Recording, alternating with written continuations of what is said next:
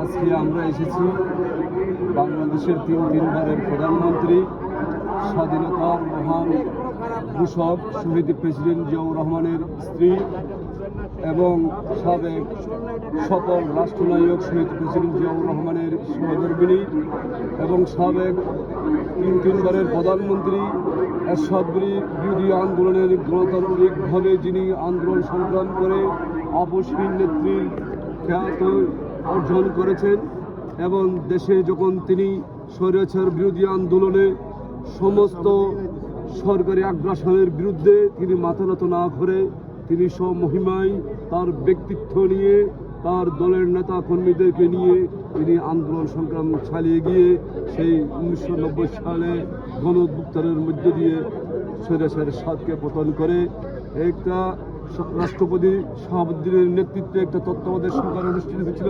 সেই তত্ত্বাবধায়ক সরকারের আন্ডারে যে নির্বাচন হয়েছিল সেই নির্বাচনে জনগণের ভোটে দেশনেত্রী বেগম খালেদা জিয়া নেতৃত্বে সরকার গঠিত হয়।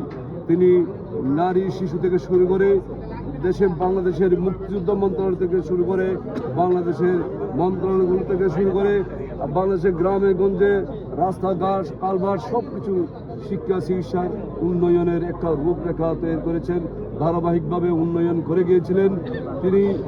তিনি দেশনেত্রী বেগম খালেদা জিয়া 2001 সালেও একইভাবে জনগণের ভোটে নির্বাচিত হয়েছিলেন।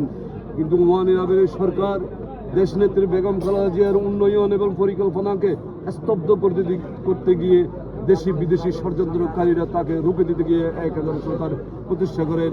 1000 সরকারের প্রতিষ্ঠার মধ্য দিয়ে তারাই তাদের অনুগত একটা রাষ্ট্র সরকার প্রতিষ্ঠা করে গেছেন, একটা সাজানো একটা নির্বাচনের মধ্য দিয়ে পতিত স্বৈরাচার পলাতক শেখ হাসিনাকে ক্ষমতায় বসিয়েছিলেন। তিনি একের পর এক রাষ্ট্রবিরোধী ষড়যন্ত্র করতে করতে দেশের সাংবিধানিক সকল প্রতিষ্ঠান তছনছ করে দিয়েছেন, নির্বাচন ব্যবস্থা ধ্বংস করে দিয়েছেন, দেশের আইন শৃঙ্খলা সাংবিধানিক সকল কিছুই তিনি ধ্বংস করে দিয়েছিলেন। কিন্তু সেই ধ্বংসের পিছনে যারা চক্রান্ত করেছিলেন তাদের বিরুদ্ধে দেশনেত্রী বেগম খালেদা জিয়া পুষ্কিনভাবে সংগ্রাম চালিয়ে গিয়েছিলেন। তিনি সংগ্রাম করেছেন, তিনি স্বৈরাচারের এই দানবের পলাতক শেখ হাসিনার সমস্ত আগ্রাসনের বিরুদ্ধে তিনি মাথা নত করেননি। তিনি জনগণের সাথে নিয়ে জনগণের পাশে থেকে তিনি সংগ্রাম চালিয়ে গিয়েছিলেন। বিগত 2024 সালে 5ই আগস্ট গণ-অভ্যুত্থানের মধ্যে দিয়ে শেখ হাসিনার পতন হয়। দেশনেত্রী বেগম খালেদা জিয়ার মুক্তি পায়। তিনি চিকিৎসার জন্য দেশের বাইরে গিয়েছিলেন। দেশের বাইরে গিয়েও তাকে তো জেলখানায় ছোট্ট একটা